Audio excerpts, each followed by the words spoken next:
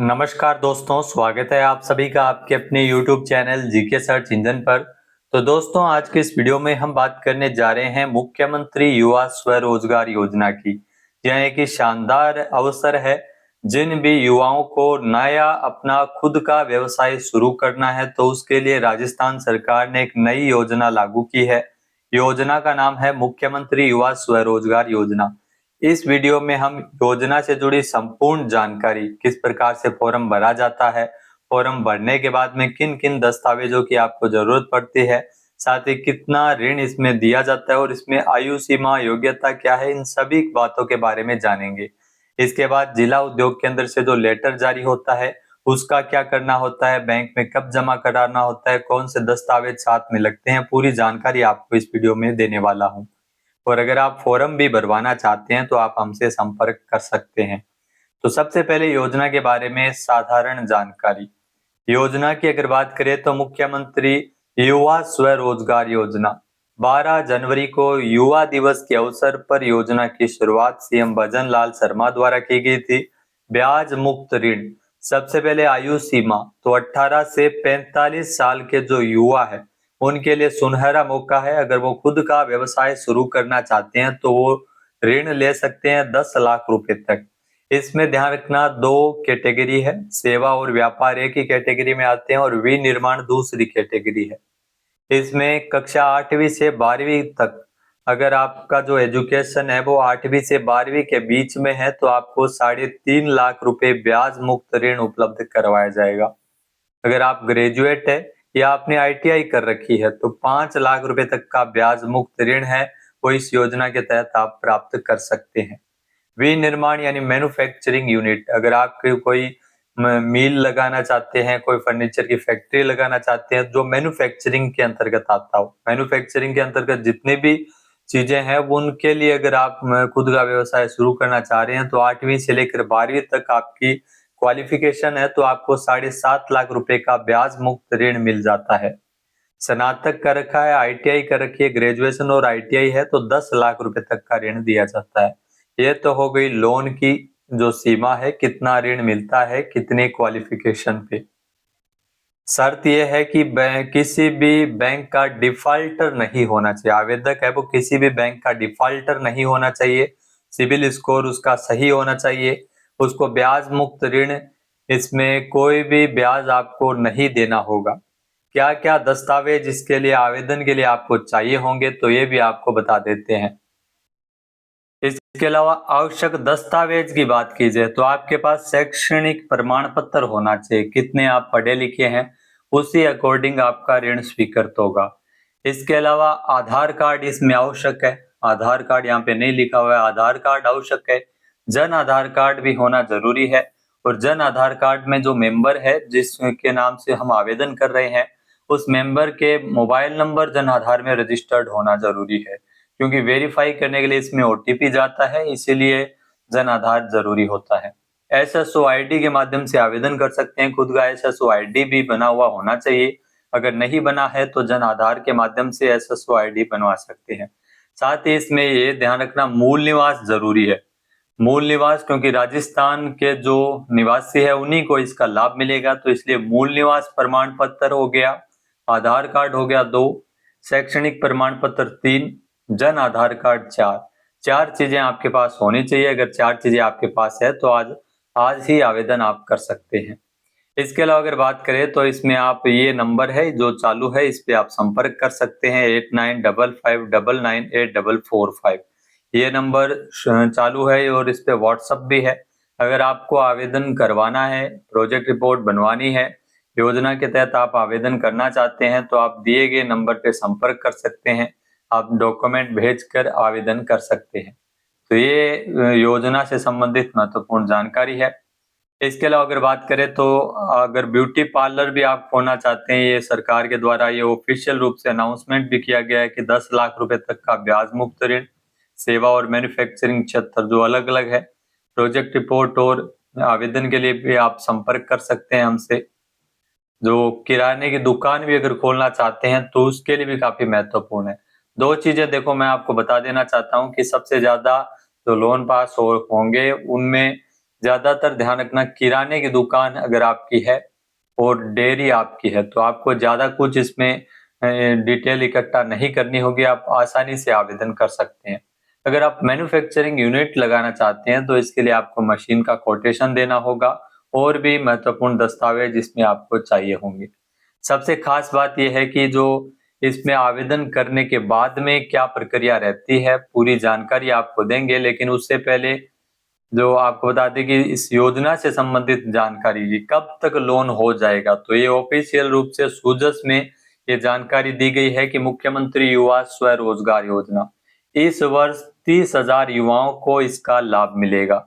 जून 2026 तक 60,000 फॉर्म बैंकों को भेजने का टारगेट रखा गया है। उद्योग एवं वाणिज्य विभाग की जो मुख्यमंत्री युवा स्वरोजगार योजना तो वित्त वर्ष 2026-27 में कुल 30,000 युवाओं को आर्थिक सहायता देने का लक्ष्य है, यानी 30,000 युवाओं को लोन मिलेगा। विभाग ने इसके क्रियान्वयन की पूरी तैयारी कर ली है। जून तक लक्ष्य के दोगुने यानी 30,000 का जो लक्ष्य है, लक्ष्य के दोगुने यानी 60,000 जो फार्म है, आवेदन फार्म बैंकों को अग्रेषित किए जाएंगे। अप्रैल में 30,000, मई और जून में 15,000 जो फॉर्म है वो आवेदन के लिए अग्रेषित होंगे। इसके लिए सभी जिलों को समयबद्ध टारगेट देते हुए उससे दुगने आवेदन बैंक में भेजने के निर्देश जारी किए हैं। यानी जितना आवेदन किया गया है उससे आपको बता दीजिए जो टारगेट दिया गया है उससे डबल आवेदन है वो बैंकों को भेजने के निर्देश जारी किए गए हैं। अलग अलग जिलों में अलग अलग टारगेट है वो निर्धारित किए गए हैं। साथ ही अप्रैल 2026 से जनवरी 2027 तक टारगेट देते हुए हर महीने लाभार्थियों की संख्या निर्धारित की गई है। यानी हर महीने लाभार्थियों की संख्या निर्धारित की गई है। प्रत्येक महीने लाभार्थी एक निश्चित संख्या में ऋण है वो स्वीकृत होंगे। तो ये आपको ध्यान में रखना है, इतनी बात ध्यान में रखनी है। पहले आओ पहले पाओ का सिद्धांत है। अगर आपका तो ऋण स्वीकृत हो गया है जिला उद्योग केंद्र से तो आप बैंक से संपर्क कर सकते हैं। इस योजना के तहत अब तक 73,000 से अधिक लोगों ने स्वयं के बिजनेस शुरू करने को लेकर आवेदन किए हैं। और आपको बता दें कि इन जो आवेदन की कुल ऋण राशि है लगभग 3580 करोड़ रुपए है। 3580 करोड़ रुपए के ऋण आवेदन अब तक किए जा चुके हैं, जो कि 73,000 से अधिक है। जिला उद्योग एवं वाणिज्य केंद्रों के द्वारा 31,000 से अधिक आवेदन बैंकों को अग्रेषित किए गए हैं। 73,000 टोटल आवेदन हुए हैं, उसमें 31,000 बैंकों को भेजे गए हैं। कुछ रिजेक्ट भी किए गए हैं, कुछ कारण को लेकर रिजेक्ट हुए हैं, कुछ में डिटेल मिसिंग थी, तो ये भी किया गया है। तो भजन लाल शर्मा ने जो मुख्यमंत्री है राजस्थान के 12 जनवरी को युवा दिवस के अवसर पर योजना की शुरुआत की थी। 22 जनवरी से आवेदन की प्रक्रिया ये शुरू हो चुकी है। 5 साल इसकी अवधि है, 5 साल तक आवेदन कर सकते हैं। प्रदेश के जो अधिक से अधिक युवाओं को स्वरोजगार के लिए आर्थिक सहायता राशि उपलब्ध करवाई जाए, इसके लिए प्रदेश में स्वरोजगार का एक इकोसिस्टम तैयार हो। इसी मंशा के साथ योजना के बेहतर क्रियान्वयन के लिए मुख्यालय स्तर पर लगातार इसकी मॉनिटरिंग भी की जा रही है। इसके अलावा जो आपको बता दें कि ये लाभ आप सभी को पता ही होगा, 8वीं से 12वीं तक 3.5 लाख रुपए, मैन्युफैक्चरिंग सेक्टर में अगर है तो 7.5 लाख रुपए, अधिकतम मार्जिन मनी, ब्याज मुक्त ऋण है ही है, लेकिन अधिकतम 35,000 रुपए की मार्जिन मनी भी इसमें दी जाएगी। स्नातक ITI और उससे अधिक शैक्षणिक योग्यता वाले व्यापार और सेवा के लिए 5 लाख रुपए, मैन्युफैक्चरिंग के लिए 10 लाख रुपए और वहां पर मार्जिन मनी 50,000 रुपए दी जाएगी। ये आपको ध्यान में रखना है। इसके अलावा SSO ID और ई-मित्र से आप इसमें आवेदन कर सकते हैं और इसमें आधार कार्ड, मूल निवास प्रमाण पत्र, आवेदक की फोटो, शैक्षणिक और तकनीकी योग्यता का प्रमाण पत्र, संस्थागत आवेदन की स्थिति में 51% से अधिक स्वामित्व वाले दस्तावेज इसमें शामिल होने चाहिए। अब दोस्तों, जैसा कि आप सभी को पता है कि जो आवेदन आपने कर लिया है, अगर आपका लेटर आ गया है तो लेटर आने के बाद में क्या करना चाहिए, किस प्रकार से लेटर जारी होता है, जैसा कि आप देख सकते हैं हमने आवेदन किया था जिला उद्योग केंद्र वाणिज्य चूरू से आवेदन स्वीकृत हुआ है 24/3 को और ये आवेदन संख्या है यहाँ पे दी गई है और ये 24/3 को बैंक को अग्रेषित किया गया है। जैसा कि मैंने इसमें ICICI बैंक को लगाया है और यहाँ पर मैंने मेरे नाम से आवेदन किया है, बाबा एसोसिएट्स हमारे जो ऑफिस है उस नाम से हमने आवेदन किया है। तो ये सर्विस सेक्टर है।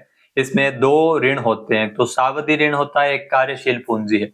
ये भी कईयों के मन में डाउट होता है कि ये क्या होती है, तो सावधि ऋण का हमको कोटेशन देना पड़ता है और कार्यशील पूंजी हमारे बैंक अकाउंट में डायरेक्ट ट्रांसफर की जाती है, जो कि व्यापार चलाने के लिए आवश्यक होती है। ये इतनी चीजें आपको ध्यान में रखनी होती है। ये जो लेटर आता है इसको आपको डिजिटली वेरीफाई भी करना होता है। उसके बाद में आपको इसका प्रिंट निकाल के बैंक में जमा करवाना होता है। बैंक में क्या-क्या दस्तावेज लगते हैं मैं आपको सीधा और स्पष्ट कर देता हूँ। बैंक में आपको एक तो ये लेटर जारी हुआ है। सबसे पहले ये लेटर जारी हुआ है, इसको डिजिटली वेरीफाई करके आपको प्रिंट निकालना है। आवेदन फॉर्म या एप्लीकेशन फॉर्म आप इसमें प्रिंट निकलवा सकते हैं, आसानी रहेगी। फिर जो भी आपने डॉक्यूमेंट है वो लगाए हैं, डॉक्यूमेंट मतलब जैसा कि मूल निवास प्रमाण पत्र, आधार card, Jan Aadhaar card, pan card और जो शैक्षणिक योग्यता की मार्कशीट है, वो डॉक्यूमेंट इन सब की एक-एक प्रिंट आपको निकालना है।